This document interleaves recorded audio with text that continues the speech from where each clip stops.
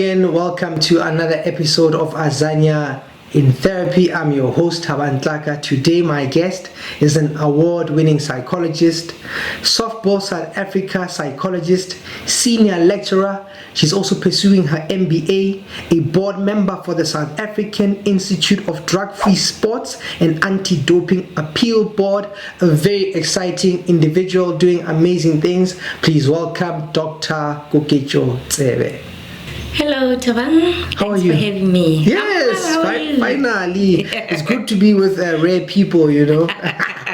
Yeah, because there aren't so many sports psychologists that one typically comes across. You know? So how are you feeling with the year, with all these sporting events, with what you've seen just at the end of the year? How are you feeling now currently? I'm feeling okay personally, but from as you specified about sports, looking forward to the world spectacle we have. We have cricket, we've got netball, and we've got women World Cups. So it's going to be a very fun-filled and amazing sporting year. Yeah. And is there rugby this year? And not that I'm here away. I think that there might be a rugby World Cup, but now that you said in a lot of sporting codes where women are involved, I mean, is that a big thing for you, women and women in sports? Yes, absolutely, it's a big thing for me. How come? Also by virtue of being women in sports, and also acknowledging where we're from historically, and the progress made so far across different spectrums of sports. So the fact that, and also we are fortunate in South Africa, we're hosting the netball World Cup and also other World Cup that we've acknowledged. It shows growth. I think it speaks growth and set upwards and onwards. With the netball, I was watching the netball. I think, was it a year ago or 2 years ago? There was a tournament or the World Cup, I'm not sure, but I know I think we came second or third, but Australia and is it New Zealand, they always give us England. I think it was England and Australia that were difficult opponents, which I do hope that this year we get to sort them out. Quick one, Ronaldo or Messi? Messi. You go Messi? Yes. How come? Don't ask me for details there. Yes. but I think finally with the World Cup, it's nice that I like both because talented individuals, but for Messi, I think people were longing for this, for him to lead his team and win the World Cup. And so I say both. I like them for different reasons, but Messi definitely. So the reason I wanted to talk to you today, I mean, you're a sports psychologist. Maybe let's start with that, right? Do you have to explain often what a sports psychologist is and what is it that you do? Do you get that question a lot? Yes, thanks. Interesting, Thabang. I get that a lot. And it's always good to share, to have conversations about what is the discipline about. I think I always feel it's important to give an overview, even when I'm not asked, just to remind. Yes. Acknowledging where the field is also coming from, introducing it into the sports communities, just to remind them we deal with on and off the pitch issues. Just give a summary and enter into the context. No, so tell us a little bit more. So what do you typically say when people ask you? What do you normally say? It's in a nutshell, I'd say sports psychology. It's a discipline of psychology that focuses in the athletic community, taking care of the mental health of the athletes and that of their technical team. Because also there's a misconception that it's only there for the athletes. You also need to highlight that it's for the entire team, because the team is made up of the athletes and the technical team. It's not only the athletes, but just the entire team, and we work on different on and off the pitch issues so that we enhance performance. I mean, 2 issues on that. I mean, so 2 points. So what I like is actually when you said that, I thought, wow, we forget that a team has the technical side, because they've got their own pressures, they have to prepare, they are dealing with, they're helping the athletes. So that's something that we forget. So I like that you brought that up. But the other thing that you mentioned now is this idea that, when we look at athletes, we imagine that we just look at their bodies, but there's a whole mental aspect, not just on the field, but you say off the field as well. And so maybe if I could ask you this then, what do people typically take for granted, maybe even the athletes themselves, right? Are they open to the kind of work that you do? Are they aware of the importance of sports psychology, or even just how they need to think about the way they're thinking or approaching sports? How do people receive you generally? Well, so far I would say it has been a positive. Yeah. I've noticed a lot of enthusiasm towards mental health in sports. Yeah. Even coming from those who have had an experience of seeing a psychologist, or those who are still new in participation and keen to know what does a psychologist do. Yeah. So there's a lot of interest, and which then makes it also willing and motivating for me as a psychologist entering into this space. Yeah. I think that's good. The interesting thing about January is not that people are also just worried about money, but people are making resolutions, people are buying gear, sneakers, shorts. I'm going to work out, right? But there's a whole element, there's a whole thing around exercise and psychology. Maybe if we can talk about that a little bit, just in terms of our mindset regarding exercise. Is exercise simply just like you must just will yourself to do it? How come we struggle? We make these resolutions, but we struggle to follow through. Just a few thoughts about the mindset of just exercise and our minds. Interesting, Thabang. I think you mentioned something important about challenges to attain goals. Yeah. And I think it speaks to another key concept in sports psychology about goal setting. Yeah. We use that a lot. And when you speak about goal setting, you think about short and long-term goals, which need to be specific, attainable, and for you also to be able to measure them. Yeah. So part of what would influence our ability to reach our goals maybe is because also the time frame, it's not really realistic. And then you work along pressure, and pressure also can have either positive or negative effect on individuals, and that would affect the outcome. So so part of it is, are you saying that when we set these goals, I'm going to have a six-pack by April, I'm going to be fit, I'm going to fit in these jeans, I'm going to it's like a wish, but it's not as detailed as it could be. So it might be helpful for a person to say, okay, actually, if I'm going to exercise, why am I doing it? How long? What, is that something that you'd encourage somebody to think about? Not just, just try and exercise, but to think about how you are actually going to do it. Yes, it's very important to have a planning around it.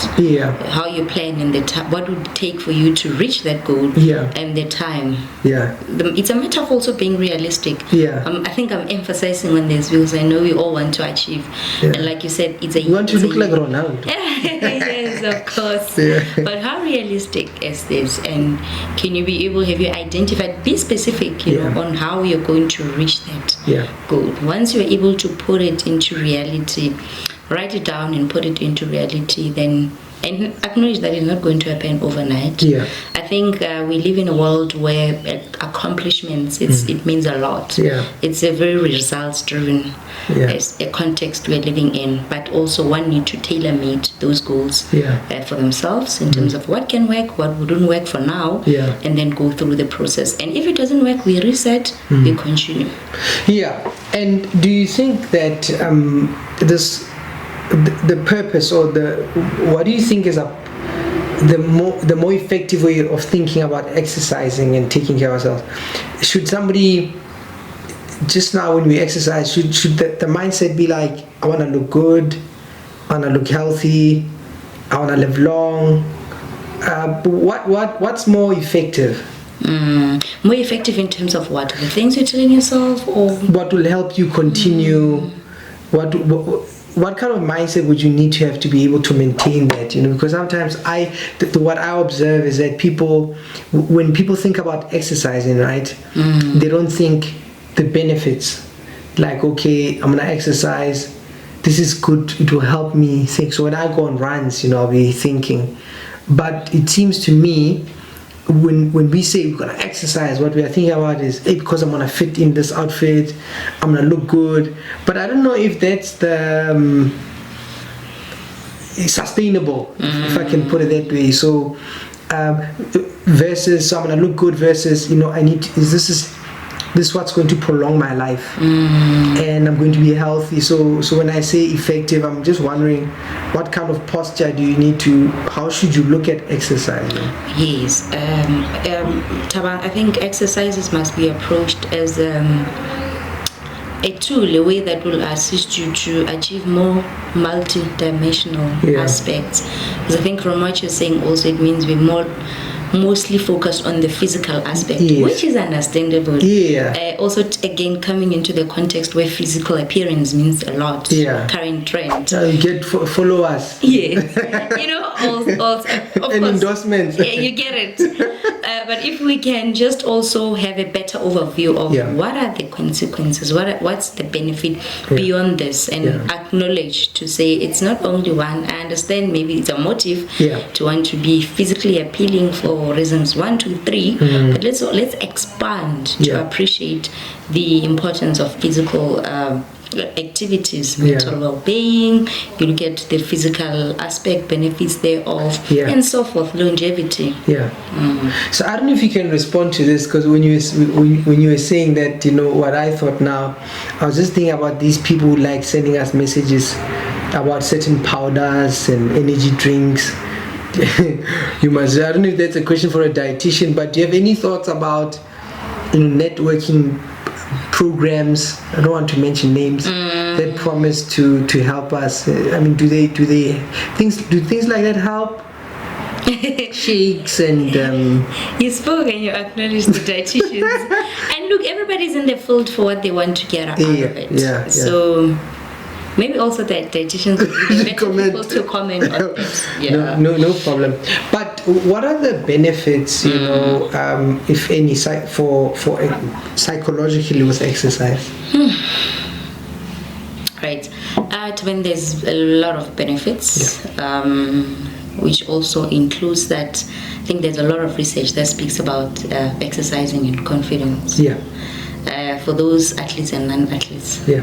For athletes, when they are really taking their training sessions serious, they also somehow enhances their level of confidence and how they see they're going to be able to do well in sports, and that speaks to mental toughness. And of course, for those that are not necessarily participating or doing it as a recreational activity, also have a sense of feeling good about themselves. It's more like you tick a box. I think there's a popular caption to say rent paid. So it brings that sense of fulfillment. And physical activity also enhances various variables. I acknowledged self-esteem, your motivation. Remember, because you've achieved a week, you get more motivated.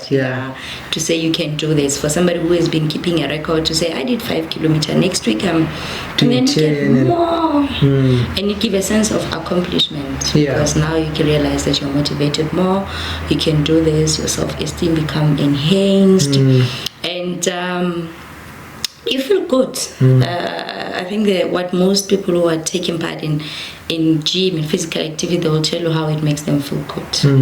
And these are the impact that exercising would have on individuals. I mean, that's good. So part of then what helps us also exercise or maintain, a healthy lifestyle in exercising is the people who assist us, like personal trainers, right? I've got a whole, there are all sorts of interesting ideas about personal trainers. Let me ask it this way, right? Personal trainers, I mean, how useful are they? I think they are useful. Yeah. Primarily because I believe they've trained themselves, or they've been equipped to be able to, to assist individuals to attain their goals. And I think it varies, because some individuals would say they used personal trainers at the initial phase, and then they taught them how to navigate through, how to understand if it's in a gym setup, how to work around the machines they have, and then after they gain a sense of independence. Well, somebody will say they struggle with motivation, so they need somebody to somehow coach them, physical coach. So it would the level of benefits and importance would obviously vary on where an individual is at. Somebody can say, I don't need them, I can research, I can tailor-make my own program, but okay, maybe they feel accomplished. But by virtue of them being expected, I believe that they can play a certain role. I've had one before. You had one before? It was a good experience. Yeah, it was. No, I actually think, sometimes when I used to go to the gym, I don't go to the gym a lot, I do more road running and things like that. But when I used to go to the gym, sometimes I'd think, everybody should have an orientation. There should be somebody taking you through the machines, because some of the stuff you see, or what people do, in exercising, it's like you need somebody to help you. So I can see why, some people can start like that, and those who are more interested, I'll do my own research that works out for them. I don't know if you're also familiar with people like joking when they talk about personal trainers, or training partners in general.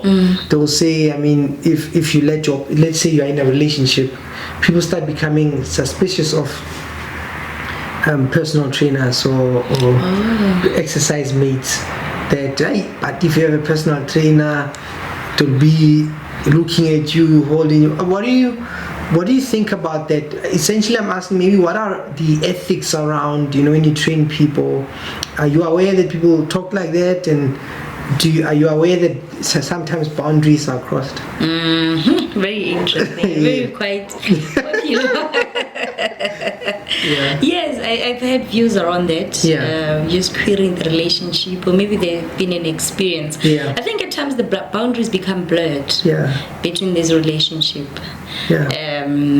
Individuals and their trainers, the physical trainers, and obviously that will influence on their relationship they have. If now maybe they enter into another relationship, but it's upon them on how they define and stick to their level of relationship. And you acknowledge that maybe because their partners, they have the whole strong views about having a specific gender as a physical trainer. And maybe informed by various reasons, such as insecurity or based on a past experience. But these are the issues that can be addressed. I think what can work for Koketjo might not work for Thabang in the context of relationship, on how they navigate through this. But it's very interesting what we normally hear. I find that interesting because I don't know, there's this I watched this documentary. I think it's called Bikram Yoga. I don't know if you've watched it before. No, I haven't. So Bikram is a famous yoga teacher, controversial guy, but he came up with this idea that I think there are so many yoga poses that he teaches, and then so he teaches those, I don't know what they call them, postures or poses, but there are certain things you must achieve, right? And so he built a whole career, studios with that. But the controversial side is that there were allegations of abuse and stuff like that. But the interesting part for me was there was one lady talking about these yoga camps where the instructors would go and practice yoga together. And then she said something like this. She said, but there comes this week, right, and we are all doing these yoga poses, and it's just hot, and it's like it's steamy, and it's like everybody's in like a in a particular mood, to have intimacy and things like that. So that caught my attention. I was just thinking, when people work out together, is it because you are dealing with your body, and then there's a whole sexual thing? I don't, when people work out together, I don't know, if you have read anything or know anything about that. I haven't read, but I think it speaks to so many things. So maybe the familiarity aspect of it. Yeah, maybe you guys are working out a lot. Maybe even dance partners. I don't know, but it seems to me that the more people are doing physical activities together, there's something that enters the room, which I don't know. I'm thinking about. I don't know what it is, but I was just curious. Perhaps there's a lot of influencing variables. Yeah. I think I'm speaking more to the aspect of maybe they're familiar with each other. Yeah, maybe spend time together and they get to learn more about each other. Could be. And I think it can happen in all group contexts. Yeah. Where the more people spend time together or share given interest. Yeah, maybe in a science lab. Yeah, when you put it that, maybe it's two scientists at night working on. So then they become too familiar. No, fair enough. There's another documentary. I don't know. Speaking to this issue, right? It's called Athlete A. I don't know if you know about it. I haven't watched it. Athlete A, right? It's a documentary about. So it's the story about the American Olympic team, and so they get these girls when they were young, and then they obviously start training them. They go to a farm somewhere, or I suppose it looks like a plot, but they go to this secluded area. Then they train these athletes, and then they train them to become Olympic champions. But then what happens is that they get these injuries. When they get the injuries, there'll be the team doctor. And it so happens that there was one particular doctor who used to abuse the athletes, touching them inappropriately, examining them inappropriately, and he was never caught. But later they found out, like, there's hundreds and hundreds of people he was being inappropriate with, but they never caught him. So I mean, so my question for you is, with people who are helping athletes, right? Are there checks and balances? Are there, how do they maintain their ethics? Is there like a course where they deal with stuff like that? That if I'm going to be dealing with athletes, I need to be respectful, manage my boundaries. I don't know. What are your thoughts on that? Well, Thabang, as practitioners, I understand for those in health, they've got their own statutory body. Yeah. And also when you enter into a given team, they will also have perhaps their own principles on how you're going to work. Yeah. But the inability of practitioners to not be able to adhere to ethical considerations then would say a lot, because now it's actually an offense, ethically and from a professional point of view. So, but it's something also that has to be encouraged, that also teams need to be very, very highly strict about their code of conduct, because at times code of conduct is mostly on the athletes, maybe to pledge, to say they pledge to do this for this team, but it should also be holistic. They take into account for professionals that they bind themselves. In addition, understanding that they've got a statutory health body that regulates them as professionals. So I mean, what you're saying about athletes, I suppose we focus on the athletes, but we forget that there's this whole technical side that also, if it doesn't manage itself, I mean, it can cause problems for the team. Now, relating to injuries, right? What's your experience, or what are your thoughts on athletes who've been injured and them getting back? What do you find that they struggle with? Because I can imagine, here you are, I mean, people who participate in competitions, I mean, you reach the pinnacle of your career. For me, it seems like it's a lifestyle. You started as a teen and you were doing the sport, and then your big moment arrives and you just get injured. Like, you know, the World Cup comes up, and just before you play, you get injured, you know.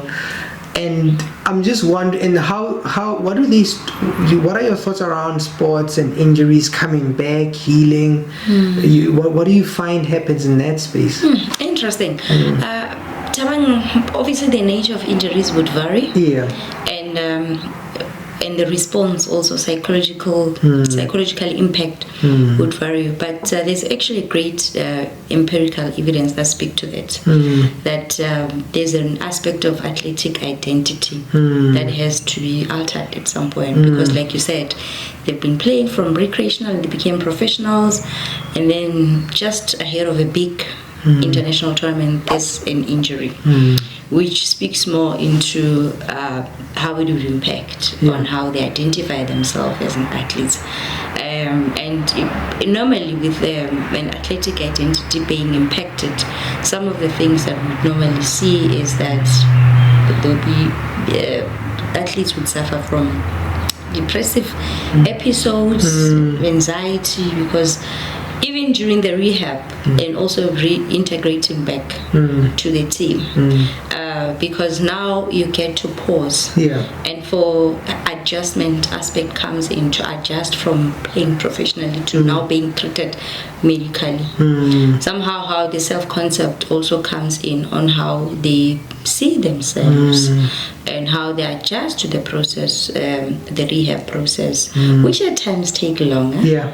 Because you get, career-threatening injuries. And so there's uncertainty. You have to be seen by various practitioners, and you're just holding on. The sense of hopelessness comes in, despair. A lot of psychological frustrations come with behind the rehab process. And just in the process, and also reintegrating back to the team at times, there will be that fear of getting the injury again, free injury, to say, what if I get injured? Because remember, at some point in given sporting codes, you need to be active. It speaks to your bonus, it speaks to your longevity in the team. There's a lot of factors that impact, and obviously to some extent would affect on athletes' emotional well-being. Wow, that's interesting. When you put it this way, because I didn't think about it to that extent, that actually, so we take it on ourselves. Okay, you are hurt, you go for rehab, you come back, but it's not that simple. It's a deep. You have a whole identity as an athlete. This is who you are. This is what you do, and now you have this injury that's actually, it threatens your career. And then the team is also moving on, and then you must catch up. And I think we underestimate how much it takes. Now it makes me wonder then, I mean, do we have people like you working with a number of our teams? In the country, there's a few teams that would require the service of a psychologist, and I always say it would usually be crisis driven, maybe if there's an injury, but also recovery of injury, it's mostly focused on the physical aspect, so obviously entirely mostly, but then like you said, we never really take into account the emotional toll it would take on issues of also confidence. But there's still a scarcity of how psychologists would become involved and be able to manage such cases. But I don't understand it. I think every team should have a psychologist. I don't understand why that's not the case. For me, it's so obvious in that there's a way people think, there's a way people respond. I remember, I don't know who this player was, right? He was, I think, a Mamelodi Sundowns player.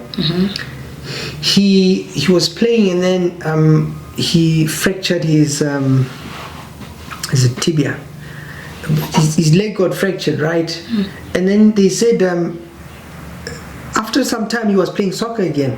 But what I couldn't understand is how he will, like, let's say there's a challenge, and you'll be able to stick his foot and play the same. For me, I'd think if somebody broke my leg, I don't know if I'd have the same confidence, the same, I'd be as daring.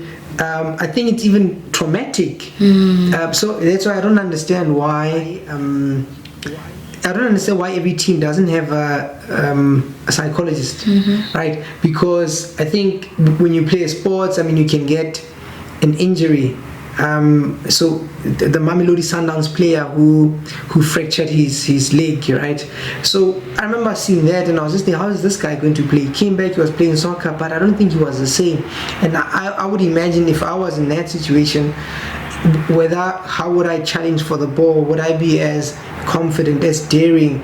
And so that's maybe in a crisis, but also, how do we visualize? How do we plan? How do we think? I don't understand why there isn't a psychologist in every team. I get you, Thabang. I think it's a process that we must appreciate the progress it has made so far. Very gradual one. I would also have the same question. But I'd also just allow myself to understand the appreciation of mental health, which has made a very gradual progress so far. But it's I share the same sentiments with you that it's very important that psychologists should be on board to assist. Like you gave an example of a footballer who somehow experienced what seems to have been a traumatic experience, which could take a longer period for one to, they could be fine physically, but emotionally to manage that, to get that sense of control back and be able to perform on par. You had mentioned that you're passionate about women in sports. Do you think it's different? Do you think men and women are treated differently, or they think about sports differently? There's two questions in there. Maybe let me ask, do you think women and men approach sports differently? I think we approach the sports equally. Maybe the appreciation, acceptance is what varies. I see. From externally. You feel the women are not as appreciated? Yeah, but they gradually are, and there's a historical aspect to it, to the growth of where women in sports have been. I think when we spoke earlier, I acknowledged that there's an historically, the socio-political aspect where it places women in sports where they are. That's why we're celebrating a lot, to say opportunities are opening.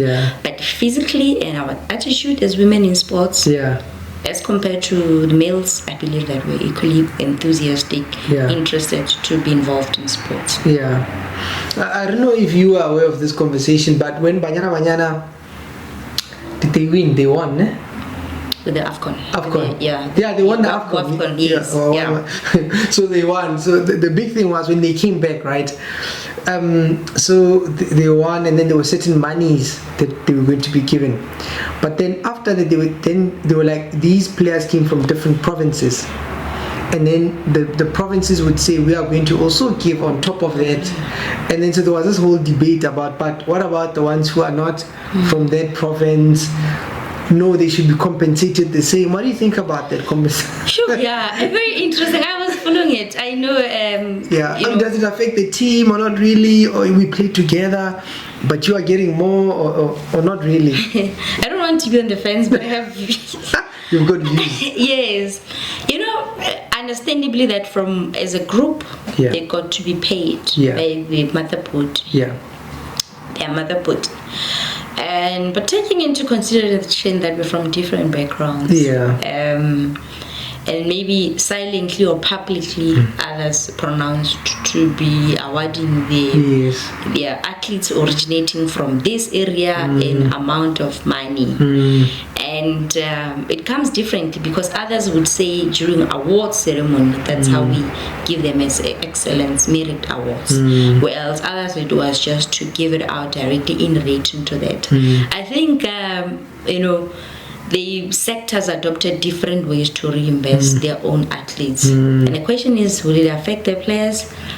Well, it's I wouldn't know, because remember, as individuals, rather, it's different to comment, because, like I said, we're coming from different backgrounds. You could be privileged or not privileged, but you're part of the team.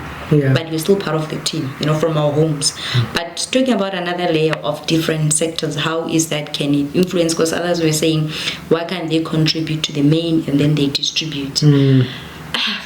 Look, it's I think it's more like Kasperi will say, it's more like a double bind. Yeah. And well, it's that's how they feel they must do it. Yeah, for me, I don't know, because when I look at sports, and I don't know if people can ever be equal, like even in one team, let's take like some of the best teams, right? You have this guy with a certain number on his back, right? Yeah. If it's a 7 or a 10, I mean, he gets paid so many millions versus, there's a guy there at the back or a lady there at the back wearing a 4 and a 5, It's like even the team dynamic, the payments are so, you're one team but you're being paid the same, right? I don't know if you've ever dealt with that kind of issue where the athletes, how they think about it. They say, yes, we are all in one team and we understand that this person makes more because, I'm just wondering what's the team dynamic when we are all playing 90 minutes, but in that 90 minutes you make like 10 times as much as I make, You all Thabang, we must acknowledge the common denominator, what makes us to be together. If it's basketball in a team, that's why we're together, but they're going to be unique individual attributes. We speak about the paycheck. And obviously it varies. Maybe somebody has sponsors, or maybe they're a top player and they deserve it. It's a case of, we just need to acknowledge that as individuals we are different, and in the business of sporting codes there are influencing variables that would influence on the paycheck, and that's a reality. Would you say that also applies to men and women, or not really? In terms of the paycheck? There have been documented issues around that. Women are not paying fairly or fairly as they deserve. Do you think they should be paid the same as men, or it just depends on how much money a certain person, whether it's a man or a woman, can bring, What do you think it should be on gender, or on maybe you can bring revenue, or I don't know, whatever matrix, or what they can use? It should be on merit, but which I understand that the revenue is influenced by so many things. Issues of sponsorship, issues of so forth. There's a lot of comments, issues around here to say if this team is not making so much money, how would it be able to pay? But then it says that gap we identify to say there's a crisis or maybe inequality around paychecks. Then it means there need to be a lot of work done there to push and advance the financial income that would assist the women. Now that we've acknowledged that there's an existing inequality, what can be done to enhance that? We need to address that. If it's a case of sponsorship, for example, how do we do that? How can we learn from this? How can we benchmark to be able to enhance that? Now that we've acknowledged, bring about effective solutions. Okay, I suppose, in closing, what are some of the things that you are currently passionate about? What are you busy with? What are you thinking about? What are you excited about? All right, I'm excited about, remember, as a senior lecturer, I'm also training masters and PhD students who are interested in researching in sports psychology. So I'm doing a lot of work on that. I've got M&D rather students that I'm supervising. Reason being, it's mandatory to equip skills. They cannot be only Koketjo who've been advocating for mental health in sports. And what else am I interested in? I'm also doing a work in researching work, mostly I've started it on anti-doping, on rather doping or anti-doping in sports. It's also a research interest that I've been working on from just an individual point of view. Wonderful. I mean, it's quite a pleasure to have had you today. Good seeing you. Thank you for the conversation, and hopefully we'll do this again soon. All right, thank you so much. I really enjoyed having different views to share with you. Thank you. I appreciate it. Bye. Bye-bye.